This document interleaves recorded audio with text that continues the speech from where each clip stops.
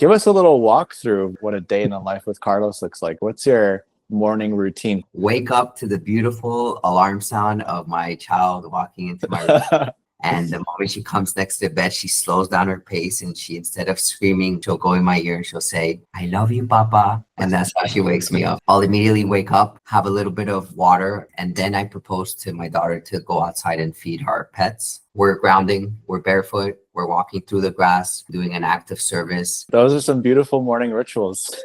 As soon as I wake up, I like to get right into it. I'll wake up, make my bed. I go right to the shower. I drink, and I don't just have a glass. I have at least about half a liter with some sea salt. Then I'll have my coffee, and then I'll sit down. And I find that my brain and my energy is so primed to just kind of hack away at to-do lists and really get a good scope at what needs to be done for the day. It's funny because when I met you, I was going through my whole lifestyle changing, spiritual awakening, I would say, because I was coming from a burnout from running a fashion brand, traveling. There was alcohol involved. There's just a lot of things involved. It really took me a good 2 years of discipline before I could get to where I'm at now. My morning routine used to be close to 2 hours. Now that we have this company that demands a ton from us, we're still kind of like building it up, doing it with our own reserves.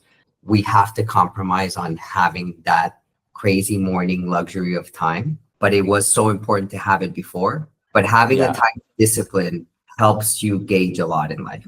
Some adaptation involved, patience. It's a process, right? For what you and I really got really deep into building Alcami. Like my routine in the day was just, I would wake up, I'd be like, oh, what am I doing today? I'm just going to go into the forest for the next 6 hours. But now it's like, okay, I have 15 minutes before my next call. You know, what can I do to optimize? I'm like, okay, 15-minute walk, come back and just find different ways that we can biohack our day to have the most performance, to focus and clear-minded. Yeah, you want to make decisions from a calm, clear-minded place. I don't want to make decisions from stress. But I've noticed on your side that you will give yourself those 6 hours in the forest almost religiously. And then I see your face on Monday and you look recharged. We both like to work out and we're clean with our choices most of the time. I'm just here sipping on what should be my last coffee of the day because it's 2:30 p.m. here. Okay. And they say that the cutoff time should be no later than 2 p.m. because of the caffeine life cycle will affect your sleep. You have it beyond. I've seen you when you're traveling having espressos at 8 p.m. at night.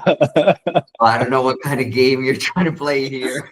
I've tried to manage that because sleep is super crucial. But I like triple dose this up with Alcami because Alcami is going to help combat and mitigate some of the negative effects of caffeine and not stress out the body too much and increase resilience to stress and cortisol management. One thing that I've been doing, I love coffee too, like you. I felt like I was getting a bit of a stomach pain for the past 2 weeks, and I have found the attribution, aka the blame for it. I finally invested in the coffee machine of my dreams. From the day I got it, going straight for the coffee. And I don't believe our bodies are meant to have that impact, that adrenal stress in the morning hours. Your liver is still finishing its cleansing process. And the moment you're going to add milk or an acid like coffee, you're interrupting it, making it work extra hard. So one of the biggest changes I've done is delayed my caffeine consumption, even though I always take my coffee with Alcami. I think a lot of people struggle with that. I've worked with one-on-one clients and they love their coffees in the morning. And a lot of the times what I suggest them to do is not only to delay the caffeine consumption, but to not drink it on an empty stomach. It's a slower time release of the caffeine. It doesn't have as much of a negative impact as it would. Yeah. Is there like a new habit you've been implementing recently? One thing that I'm enjoying a lot is kettlebells. I could take breaks from work, go outside, juggle some kettlebells and come back in. I find that to be a major hack for time and efficiency. When I don't put so much pressure on my life, my expectations for the business, for everything, I find that things just flow much better. There's always something, like I know you and I face things pretty much almost every day, but like letting go of that feeling and just thinking more solution based has helped me a lot. And it's funny because I was doing my walk yesterday and I was thinking about you and I find that you have a superpower with zooming in on things versus letting go aspect of life. Like life is a breath in and a breath out. Yeah. It is really a balance. Life is definitely a dance. I'm definitely, when something bugs me, I get pretty obsessive about it and I try to find every possible solution. But that's who we are as humans. And our superpowers are sometimes our weaknesses. And I think I'm going to wrap it up at that because there's just too much beauty in this conversation.